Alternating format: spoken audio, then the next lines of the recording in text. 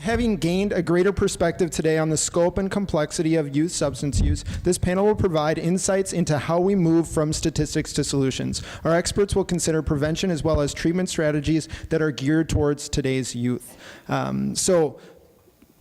A lot of you have been here for the majority of the day, so this will be old hat, but just as a reminder, we're going to do 2 to 3 minutes to introduce yourself, share kind of your level of expertise, and then the question for you guys that you guys were presented with was, what is your personal commitment to help us move from statistics to solutions? And then we'll move into the bulk of the questions and Q&A. So, Jill, would you like to start? Sure.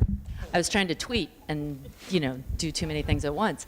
Hi, my name is Jill Petzel. I am the former executive director of Minnesota Recovery Connection. More importantly, I'm a person in long-term recovery. And what that means to me is that I've not used alcohol in over 7 years. But more importantly, what that means to me is that today I can live a life that's imperfect, where I face challenges and I don't have to use substances as a result of that. And that's a freeing, very freeing piece to me.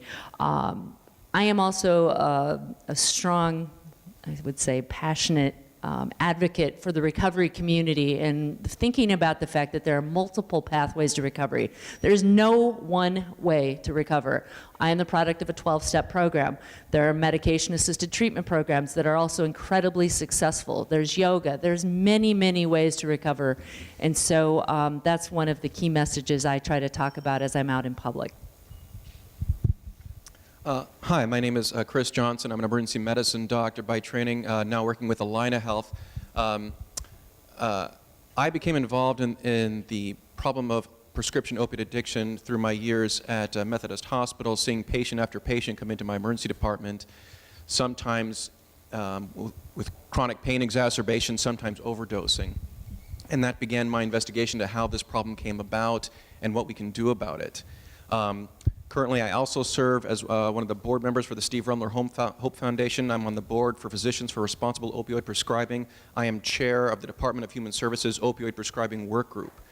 And if there's an apology to be made here, it is from me. My profession did this. Make no mistake about that, okay?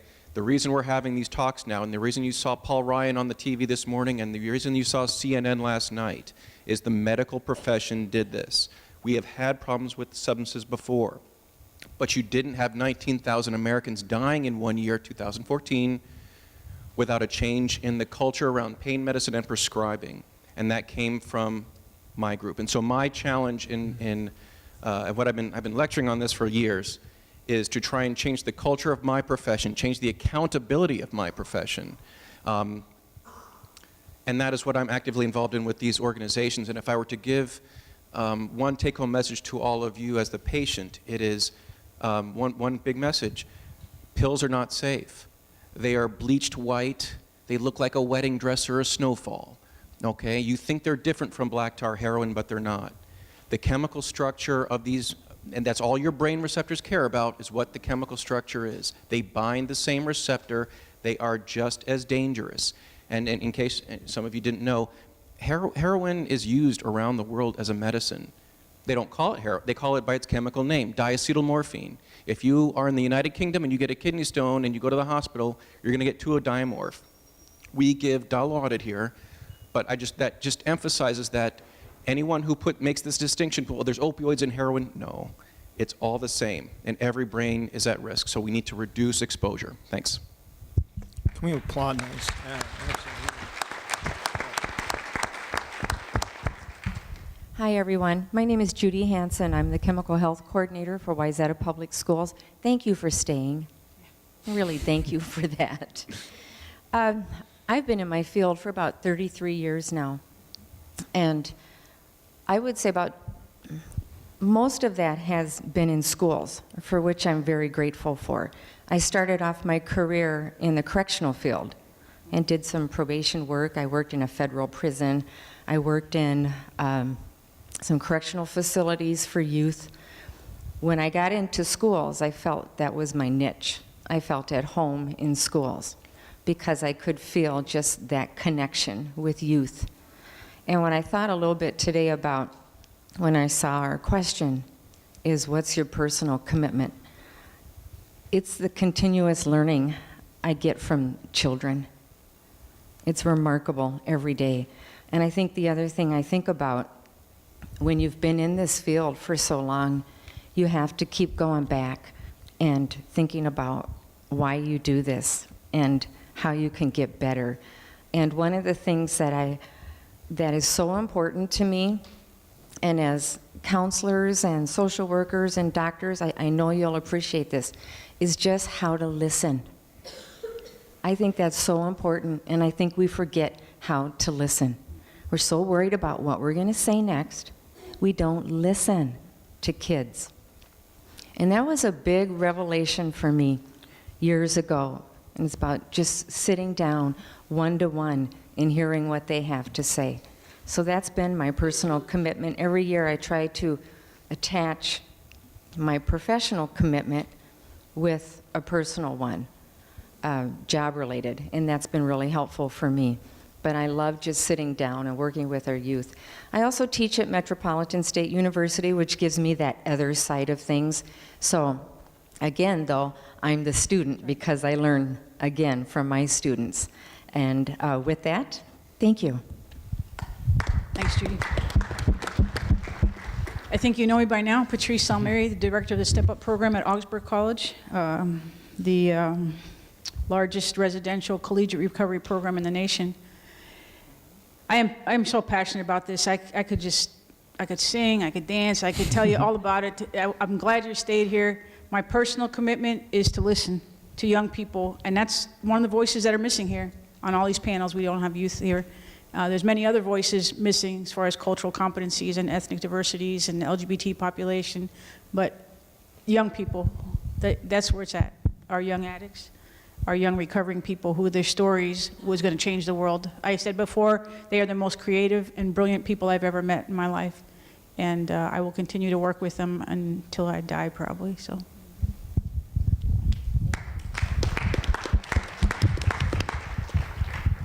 Hi, good afternoon, everyone. Thank you for inviting me today, Adam. My name is Paul Munier. I'm the Executive Director of the Youth Intervention Programs Association, or more commonly known as YIPA. We essentially do two things. We advocate for change, and we do a lot of professional development. I am a psychologist by profession. I spent 17 years of a lead of a therapeutic team in the Anoka-Hennepin School District, working in setting for EBD program. And I'm also a former elected person, and so I understand the policy side of things. In my current role, I spend a lot of time at the state capitol, helping lawmakers understand the importance of helping our young people become successful. And I can tell you, as sure as I'm sitting here today, they don't understand what you all know. They don't understand that we have a generation of young people that is failing, and then they wonder why we have so many adults that are demanding services as they get older because they have problems with domestic abuse and drug and alcohol problems. And so we try to convince them that, first of all, it's a moral imperative for me to do this work. This is, I think, what I'm supposed to be doing. But the argument we make is it's sheer economics. And when you're talking about lawmakers and capitals with limited dollars, you talk about economics and you say it is so much more fiscally responsible to help young people become successful adults than to try to react to them when they're adults. I wake up every day committed to trying to change things. If anybody's ever been to one of our conferences, I talk about changing the world. We have it completely upside down in our society. We have not accepted that helping young people is an essential service. And because we don't see it as an essential service, we're reacting. And it's become completely unsustainable. In my years of doing this, I've heard too many stories like yours. I've watched many of my clients commit suicide, get in reckless accidents and die. It is not just a nice thing to help young people. It is not just something that you see as like, oh, we're going to fund a little bit here, fund a little bit there, and we all feel good. We go home and go, yeah, we're trying to help those kids. We have it backwards, folks. We are spending more than $2 billion a year in the state dealing with adults, and we can hardly get a few $1 million to help young people. It's completely unsustainable. So we have to do a much better job with that. And I'm just glad to be here. Thank you for allowing me to come. Thank you. Thank you. My name is Tim Walsh. I'm the Vice President of Long-Term Recovery and Mental Health Services for Minnesota Adult and Teen Challenge. And I think the nature of the question is this, did we come here to have a nice conversation, collect some CEUs, but really get dressed up for nothing? You know, is that the nature of what we're doing here, or did we actually intend to do something? Did we really intend to go from statistics to solutions? So I have dedicated my adult life to this purpose. I have worked over the last 30 years with youth in a variety of settings, and also adults and young adults. And I'm a licensed psychologist by profession. And I think the thing that I'm proudest of, whether we're talking about the programs in Anoka, the Anoka County Juvenile Center, the Anoka County Shelter, the Anoka County Adult Programs, Chemical Dependency Programs, the Dakota County Continuum of Juvenile Services, the State Department of Corrections Continuum of Services, and then going on to the Scott County Continuum of Services, and now with Minnesota Adult and Teen Challenge. The thing I'm most proud of is we always relied on our best understanding of what works, and we tried to discard what didn't work. And very specifically, we took the research on what works and we translated into things that would actually make an impact on kids' lives.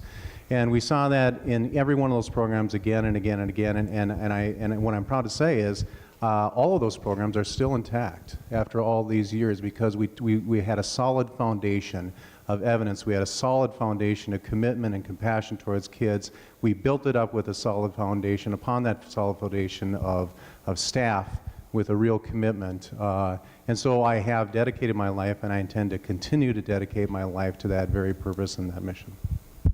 Thank you. Let's welcome the panel. All right, so we heard this earlier in one of the sessions, but the concept of pro-social behavior, pro-social activity, and collective impact, and the really having a continuum of care and a more multifaceted approach. So let's just discuss that a little bit. What are ways that we can move more in that direction? But also the flip side, what are some of the challenges that arise when we try to move towards a more collective impact, more supporting pro-social, or getting students to engage in pro-social activities? I can speak. Definitely moving in the direction of pro-social activities and engaging. I think young people who are using and who have picked up need to see people who don't. They need to see people their own age. They need to see people. So for instance, the college students go to the high school, they go to the middle school, they talk to parents.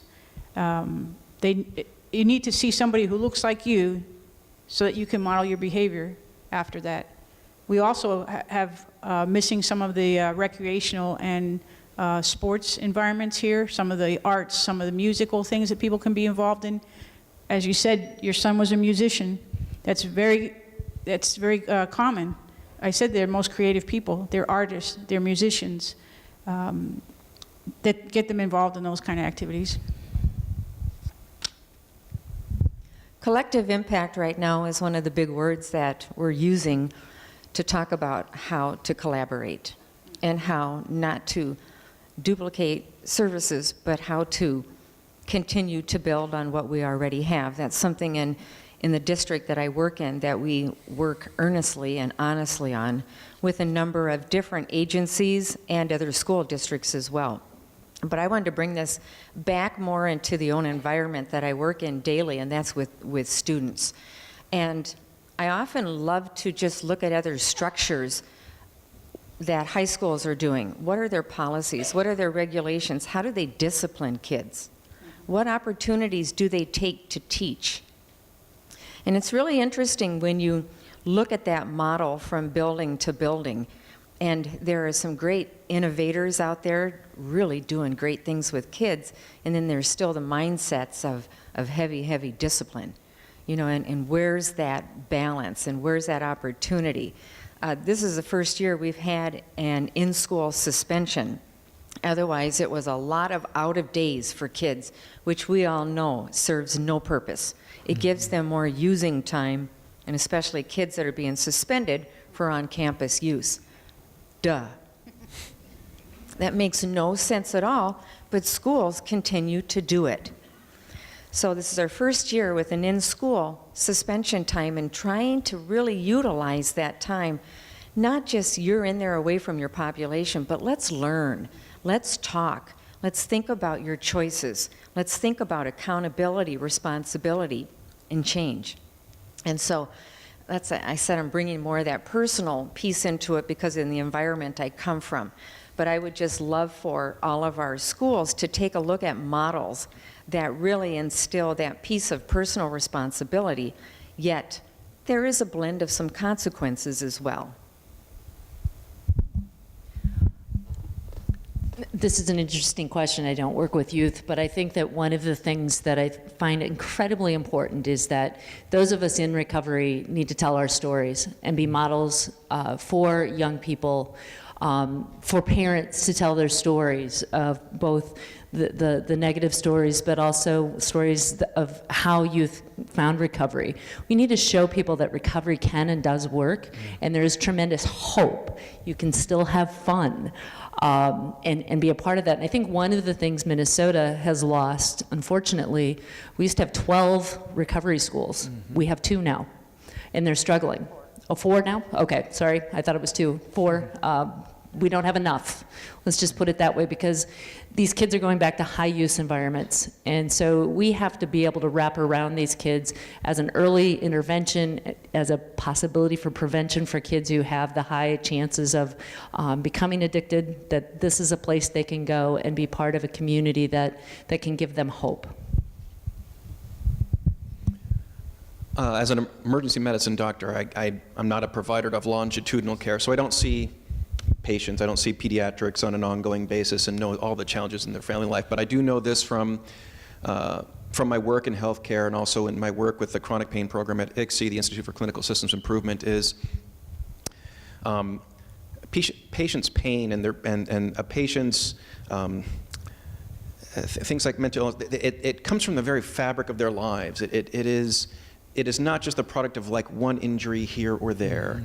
And you know, if we've learned anything in these last 15, 20 years about treating chronic pain and doing, you know, implanted stimulators in the back, infusion surgeries and opioid pills, it's that, and they don't work. And the reason they don't work is because that wasn't the problem to begin with. The problems of addiction, of mental illness, some depression, proceeds from the entire context of a patient's life. And we are so compartmentalized in medicine these days that, you know, we say, well, I fixed this one problem, okay, I did that, now you're not my problem anymore. So you don't have complete care. You've got your pulmonary doctor here, you got your cardiology doctor there, you got nephrology over here. I mean, you only have like 30% primary care doctors. And to speak to your problem about economics, and youth in particular, yeah, youth don't have as many cardiovascular problems, and those are the ones that get funded. Mental health in general, even adults, you know, we have an entire society that is misaligned with its incentives of how to take care of people. You can throw a rock and hit a cancer center or a cardiovascular center. You can throw it hard. But no, I mean, you need all that. I mean, those things don't have value, but we have oversaturated these treatments that, yes, we are going to need them, but we have completely neglected this other part of this essential part of of human health. And again, that comes from good primary care, that comes from the entire fabric of your lives. We need less MRI machines and more social workers.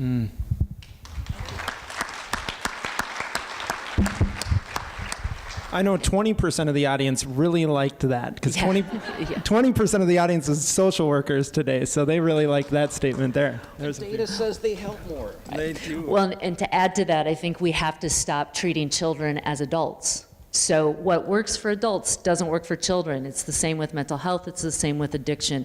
We have to begin to not look at one size fits all. Great. You have a comment to this? Is that okay? Go for it. Yep. As someone who spends a good deal of my time trying to explain this problem of young people to people not in our profession. I have the luxury of breaking it down into really simple to understand kind of things. And so I'd like to share with you a little bit about what I talk about when this notion of pro-social. How do we promote getting connected with the community? How do we do that? And I break it down to this. I say the kids that are having problems aren't connected.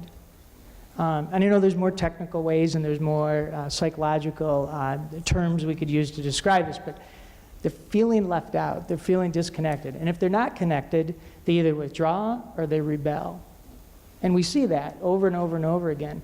So when you talk about these youth that are having problems, and I know we're talking mostly about drug and alcohol problems, but it is a form of acting out. And what it really is telling us is that they haven't found their niche. They haven't found their way in their community. They haven't found a way in their society. Sometimes they don't have that in the house. And so what we need to do as a society is figure out how to connect those kids. Because if you're connected to something, you don't want to sabotage it. You want to see it grow. You want to see it get better. And I think that that's what we're missing, because we don't see it as an essential service. We're willing to let these kids fall through the cracks. But if we could just connect them with somebody that can develop a meaningful relationship in a caring sort of way, so that they feel welcomed and they feel appreciated and they feel like there is something of me that's of value that can connect, then I think we can do it. And I don't think that's an expensive proposition. And I think our society misses that. So we've talked about this role model, and we've talked about engaging our youth in this conversation as well. And make sure to put that on your survey, Patrice. We definitely need youth at the table, at the conversation. So what ways can we increase social skills, social responsibility, and move them in more of a direction of more personal interactions? So we talk about, having that impact with the youth, or having them connected in activities, pro-social behavior. What are some actual ways that we can engage youth or encourage them, or activities that present that opportunity? I want to go to the core of the question, which is how do we work with youth to help them to learn and to change? That's really kind of what it's getting to. And I think it's what's incumbent on us is whatever we do, whether we're educators, therapists, counselors, social workers, what we have to do is we have to be interesting, we have to be fun, we have to be engaging, we have to be inspiring. Our lives, when you look at us, actually have to be lives that inspire change. When you look at us, do you want to be like us, or do you not want to be like us? That's what it comes down to. And finally, it does have to be experiential. It can't be a lecture. A lecture after 7 minutes is actually a punishment. And then finally, it has to get real in terms of the real life of the kid. Are we going to help them to change the who and the what in their lives? And the who and the what, by the way, not the why. The who and the what is actually going to move their lives.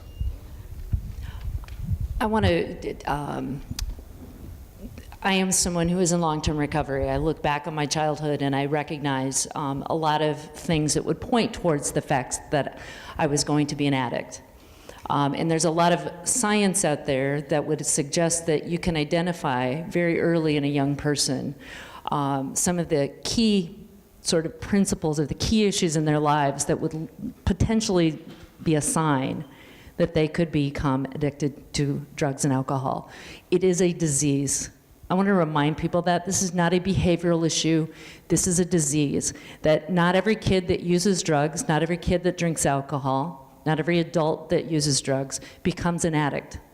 And so we have to remember that, and that's part of the educational process, both for the youth and the children, their parents, but also our community, because there's so much stigma related to this issue. And how we do a better job of explaining that to the teachers, the families, and the kids themselves. And that's where parents who can talk about their own recovery with their kids. I know someone whose daughter, she spends a lot of time talking about what recovery means to her, and that as she gets to a point where she's going to start to experiment, she needs to recognize there's chances that she too could have the same disease, and what she needs to think about to put those tools into that toolkit early as opposed to when it's too late.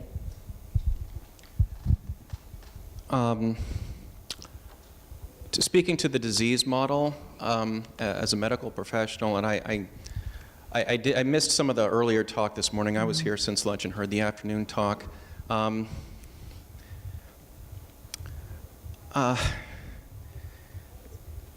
hear some of the story. I'm going to say this. This might be a challenge to some. I'm not a fan of some of the language in 12-step. I'm going to be straightforward with you. If they're still using books that use terms like moral inventory and defects of character to describe the person's recovery program, understand there's not a single disease other than that we treat that would dare use that language. And so if I were to make a suggestion to these other treatment centers, I would redact all of that and tell wherever you send the books back, wherever you got them, and said, we need a rewrite. And if we're going to treat this as a disease, we stop the moralizing language. Because even though you're acting to help them, the message is damaging, and we don't use it anywhere else in medicine.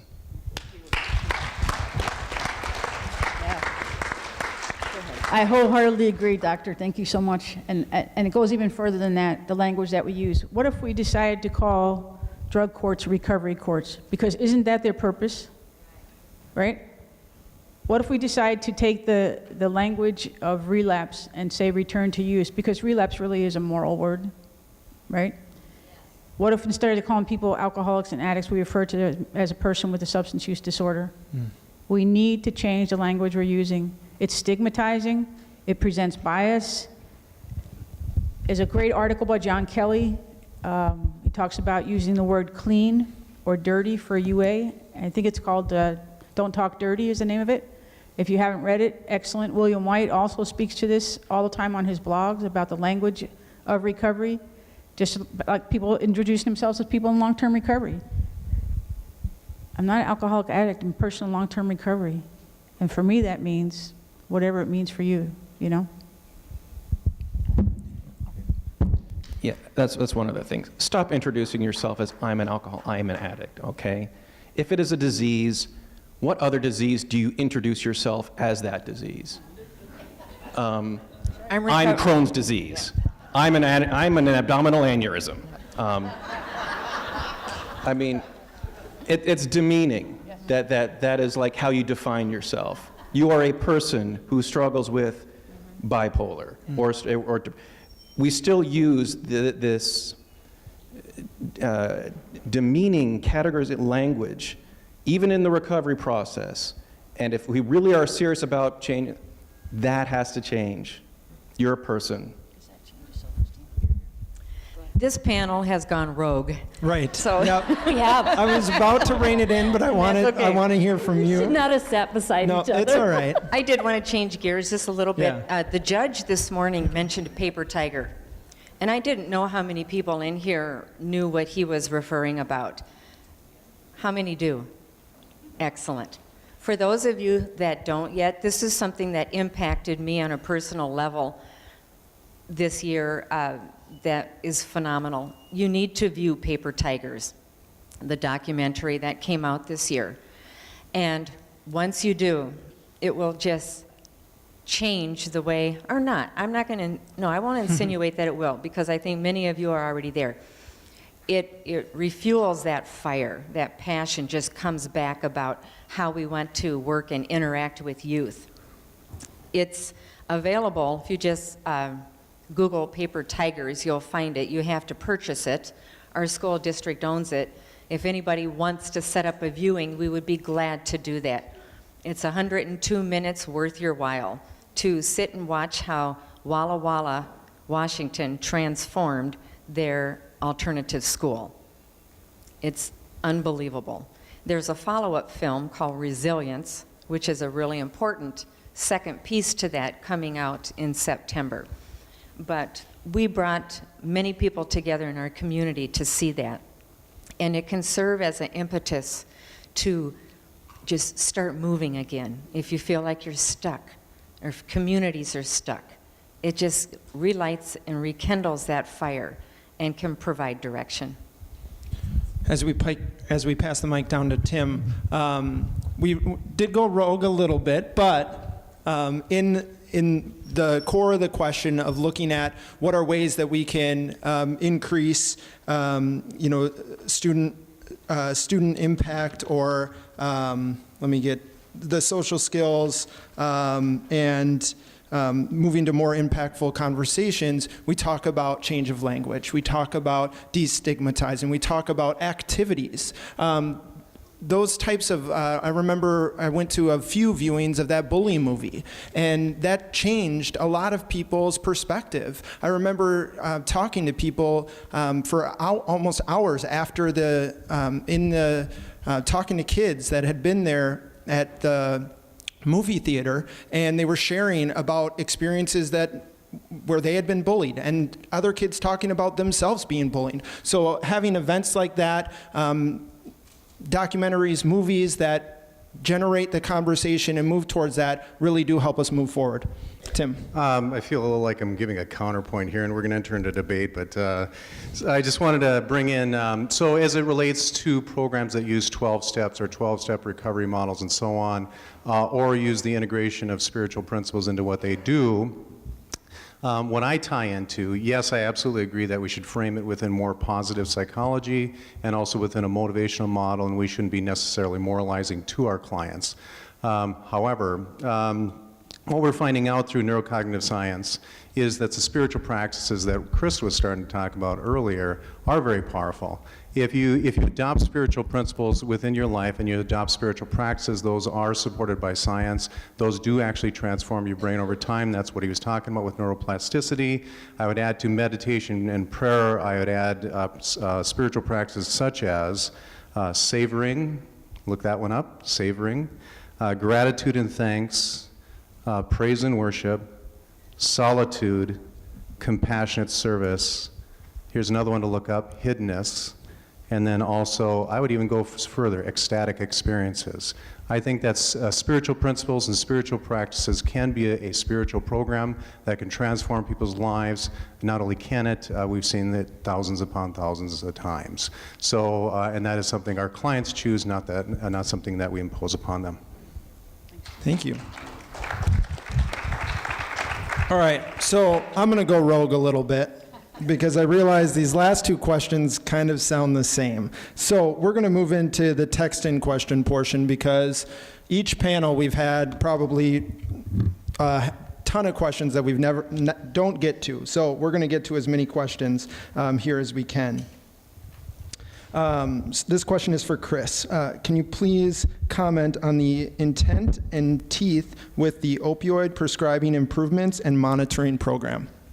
I similar to, was it Dr. Tu, who, the pain is the fifth vital sign. I was trained in that mantra, which is strange because pain is an emotional experience. So why are we excluding other emotional experiences from vital signs? Let's make anxiety the sixth and boredom the seventh. Terror is the eighth vital sign. But we were taught that we were responsible for getting that number, and when you assign a number to an emotional experience, you set yourself up for all sorts of statistical manipulation that you just totally unjustified. We need to stop assigning numbers to these, and we need to stop looking that pain is supposed to be zero all the time. As a paying American, that you're entitled to zero pain all the time. Pain is a part of life, and you deserve compassionate treatment, especially with acute injuries and end-of-life care, because end-of-life care addiction is not relevant anymore with like terminal cancer. And we need to teach physicians that this is not your goal anymore. Your goal is to compassionate care, to reduce the worst effects of painful injuries, but it's not to get pain scores down to zero. And we need to have oversight for doctors because Most doctors want oversight. I'll be honest, I'll tell you that now. Because right now, it's just them and the patient and sometimes an argumentative relationship. If they can say there's a third party watching, then they don't have to jeopardize that therapeutic relationship anymore. It's not them versus the patient. And so we need to have oversight of doctors. We need to have oversight for prescribing. And that is what support looks like. Otherwise, it is sometimes these are challenging encounters. You want to make the patient happy, but doctors are under great pressure to do that. I remember one of my performance reviews. My medical director said, "Boy, we're so proud of you for all the work you're doing with the chronic pain, but it's such a fine line between opiates, developing addiction, and HCAP scores." Does anyone know what HCAP scores are? Those are patient satisfaction surveys, okay? This is getting the happy customer who comes back and pays their bill on time. If you look at that as the driving force behind a lot of healthcare delivery, you'll understand why it's delivered the way it is. We need to change the incentive structures, and that actually includes more oversight. So when a physician who's under pressure to make patients say, "Look, the state's watching," and that is what support looks like, and that's what I continue to advocate for with the work group that I'm part of. I'm going to stay with you for this next one. Yep, we can give them a clap.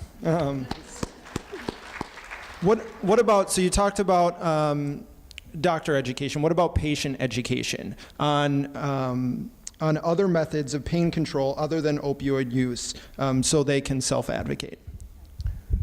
And this is again, the opiate prescribing work is about decreasing the prescribing. And there was never any science that prescribing opiates for chronic pain did anything.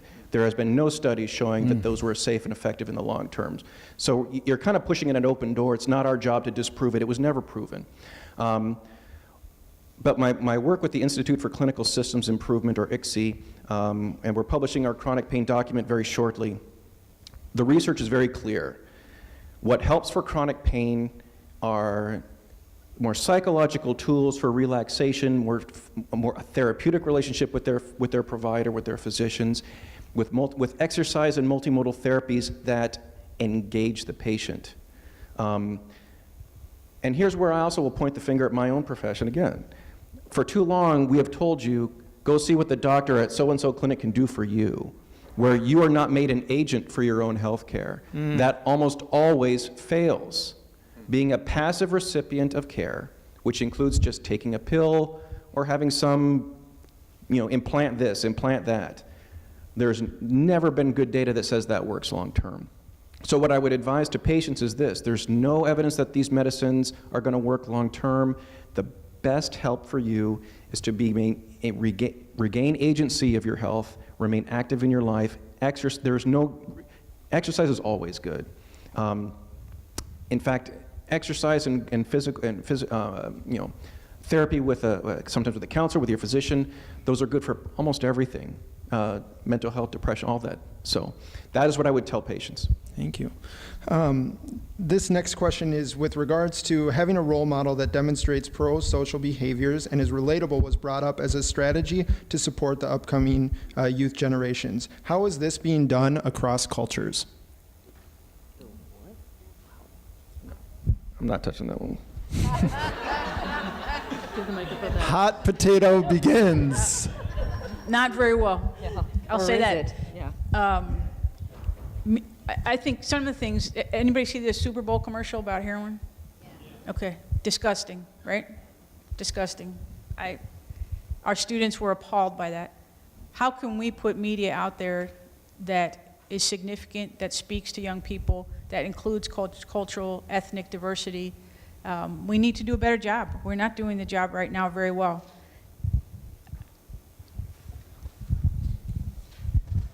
Cultural competency is clearly an issue that nearly every community faces. And one of the things that makes that be perpetuated is that we don't have people of color and people and minorities in leadership roles. And when kids don't see people that look like them in leadership roles, it's really hard for them to project themselves into that could be their destiny. So I think what we have to do as people who work in this field is we have to find people in minority groups and help them engage with young people in a way, because they do have experiences to share and they do have culture to share, and I think that's very important that they have the opportunity to do that. So if you walk around our campuses, what you see is an incredible diversity of people. And you might start asking yourself, well, how does that even happen? And I think when I talk to people, you know, whatever dimension of diversity we're talking about, when you talk to people, I think it comes down to this: are you a safe place? Are you a place where you're going to, you know, is your workplace a place where I can not only fit in, be accepted? Are you a good employer? Are you going to stick with me? Are you going to step up for me? And is this a place where I can actually lend my gifts, my talents, my calling in life, that kind of thing? And it goes down to me, I think it goes down to that basic level, and all of a sudden the word gets out, and you get all kinds of people who look differently, and their cultures are different, and you get a whole range of people. And so I just want to get right to the core of that, is how do we become more diverse, and how do we speak across cultures, and how do you draw people in? Well, you start by being a really good employer. Good comment. So for the last 2 minutes here, this morning we charged you guys with the whole idea of really gaining one or two things that you write down that you're going to take back into your work, into your community, into your work with adolescents, with youth. Did anyone not do that? Right? We've got an honest group here, I'm sure. And this is for any of the panel members. Let's say one person in the audience didn't do that, didn't get an opportunity to get one thing out of this day so far. What is one thing that you can give them on this topic of moving forward that they can bring back into their work as an LADC, as a social worker, as a teacher, a health teacher, or a nurse or a doctor? Vote. Vote. Be active politically. You know, support the Comprehensive and Addiction and Recovery Act. Be active in this state to promote funding, because that is a major, major issue in regards to prevention, intervention, and treatment for youth. I'm committed, and anybody wants to join me, please find me, but I'm committed to gather people as we have here today: young people, insurance companies, doctors, nurses, prevention, early intervention, treatment, law enforcement, recovery courts, recovery high schools, teachers, counselors, med schools, spiritual advisors, counselors, ethnic, cultural communities, monitoring agencies, veterans, LGBT population, interventionists, parents, families, disabled persons, legal system, government officials at Augsburg College to continue the conversation. And if you'd like to be part of that, come see me, because I won't get a list of everybody who's here. So I'd love to do it, and I make a commitment to do it, if not this summer, in the fall. So. I would say to physicians and other providers as well, and that's the reason why I'm here today. It's that, especially with the prescription epidemic, we've seen the data since 2007. We were getting over 10,000 dead a year. If medicine had the incentives to stop it, it would have by now, but it doesn't. And that's why I will unabashedly point the finger at my profession, but also understand that since we haven't been able to do this on our own, this is going to take a societal response, which means we can't just turf it over to medicine and fix it. Yeah. We are unequal to the task based on how we're constructed, which has a lot of business imperatives.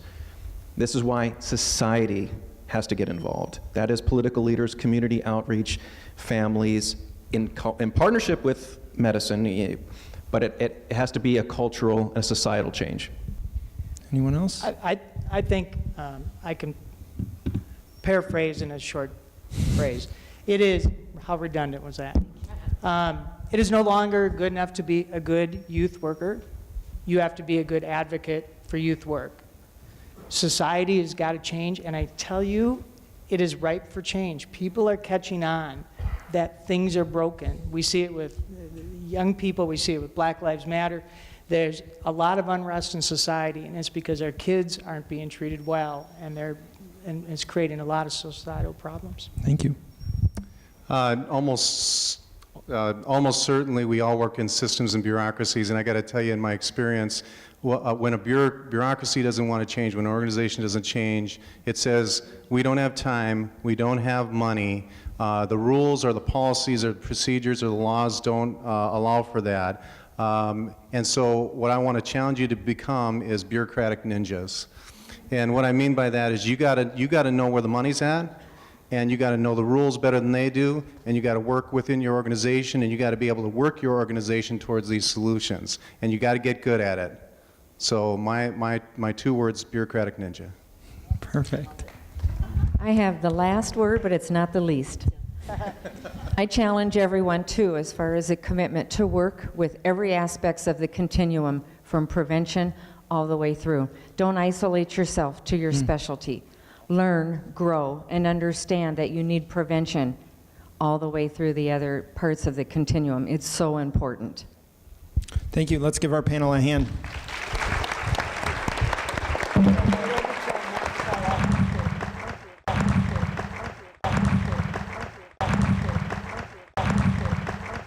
I'm going to take you on a bit of a roller coaster ride, because that's what our life became.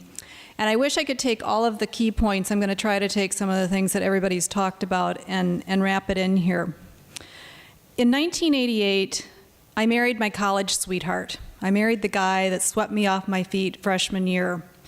And a few years later, we started a family. I'm the mom of 3. I have a 26-year-old daughter, I have a 23-year-old son, and I've got one more teenager at home, 16, just got his driver's license, and we have a dog named Duke. One thing I have not heard today, and I'm going to throw this out there, that dog named Duke is probably the best LADC social worker, teacher, spiritual leader. I got to tell you, that dog is going to heaven. Absolutely. So I never thought our family would face addiction. I don't have addiction on my side of the family. There is some addiction on my husband's side of the family, but it wasn't front and center. So it was just not really something that was on our brain. After all, we had done all the right things. I call it practicing prevention-oriented parenting, POP. That's my acronym. Take that away, POP, prevention-oriented parenting. We knew the friends, we knew the parents, we had the numbers, we had family dinners, we went to sports events, we engaged in the schools. We have a good family. Are we perfect? Absolutely not. Is there a little dysfunction? You all know the fun in family, dysfunctional, absolutely. But addiction wooed my middle kid. It wooed him through a journey that we never anticipated, never expected, and that no family can ever prepare for. Things became so bad, so horrific, that 2 years ago, on this very day, in May, I was drafting an obituary. I'm a writer. I write for my profession. Things had become so bad that we were ready, and I was already thinking about what we were going to have to say about my son, how we would share that news with family and friends. The news that no one wants. Earlier this afternoon, my like-minded mama over there, Lori Lewis, shared the story about her son Ryan. Now, I'd heard about Lori, and I knew a little bit about her story, but it wasn't until we were planning this conference and we connected that I realized how very close and similar our stories are, and I feel your frustrations. We faced many of those same ones. Let me start with the first connection. My son's name is Ryan. We both have Ryans, popular name. Our sons are about the same age. 2 years ago, as Lori's son was overdosing, things were equally desperate for my son. We had hope, and as I said, we were preparing for the worst. We'd gotten to the point where everyone, even the professionals that we were working with, were kind of telling us, things aren't going well. At 21, my son was overdosing regularly. He was homeless. He was sofa surfing, but he was running out of sofas to land on. He was malnourished, anxiety-ridden, depressed. He'd been to treatment several times. His addiction had spanned 4 or 5 years, starting in high school with marijuana, and had progressed rapidly to opiates and heroin. We had noticed significant mood, behavior, and attitude changes, and we actually got on this early, before he was using drugs. We went to our family doctor, and our family doctor said, "He's a good kid. It's tough being a kid these days." We said, "Did you test him for drugs? Did you talk to him about drugs? We think he might be using drugs." "He's a good kid. Just, maybe some family counseling," which we did. Later, we did find marijuana, and he said, "Okay, yeah, I've gotten high 5 times. 5 times, that's it." What we later learned is he had gotten high 5 times that day. He was getting high 5 times a day, every day, for most of his senior year.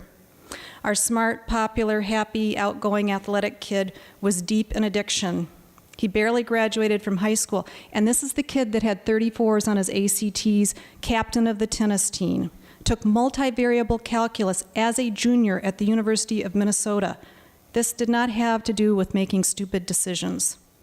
It had to do with making a choice once to try something because he was curious and because it felt good, and so he kept doing it. The exact night that Lori's son died from an overdose, my son was nodding off, overdosing. I didn't have naloxone. I didn't even know what naloxone was 2 years ago. It was Ryan's last high. He lived. The very next day, Ryan entered treatment. And remember, this was not his first time. He had been there before. But there was something very different this time. Today, nearly 2 years later, he remains sober and is thriving in his recovery. The similarities of our stories and what we've heard today beg a lot of questions of why. Why do some kids try drugs? Why do some become addicted? Why do some churn through treatment program after treatment program? Why do some return to use? I'm going to try to use that. I like that. Why do some kids overdose and die? And why do some live when the odds are they wouldn't? The question of why plagues us, particularly as parents, as we try to sort out, why did my kid survive? I thank God every single day that he is doing well. He's back in college, getting straight A's, living at home, working. He does not let addiction or recovery define him. He doesn't even introduce himself that way. He's just, a 23-year-old in college, getting on with his life. He'll talk to you about his story, absolutely. He doesn't hide anything, but he's moving forward. In the throes of my son's addiction, however, things were entirely different, and that was really what prompted the creation of Our Young Addicts. They're ours. They belong to each and every adult of influence in this room. We have to be their community at a time when they should be moving toward independence, at a time that they should be growing. They get caught up in something, and they need our help. At first, no one believed us. We went to counselors, we went to schools, we went to doctors, and we said, "We think he's using drugs." And they just kind of said, "Well, let's wait and see. Don't jump to that conclusion." And then we found drugs, and he still could really pull the wool over people's eyes, because not unlike Caitlin, for a long time, he managed it pretty darn well.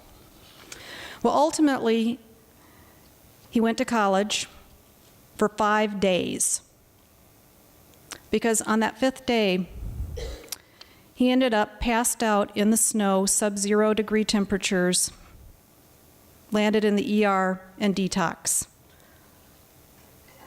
Very shortly thereafter, he lost his housing contract for drugs.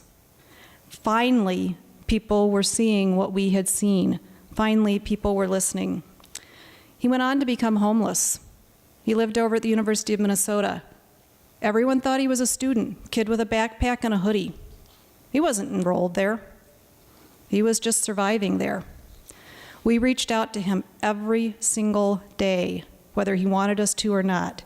And trust me, some days he didn't respond, and some days when he did respond, it was not a very positive response. He went to treatment, he ran away.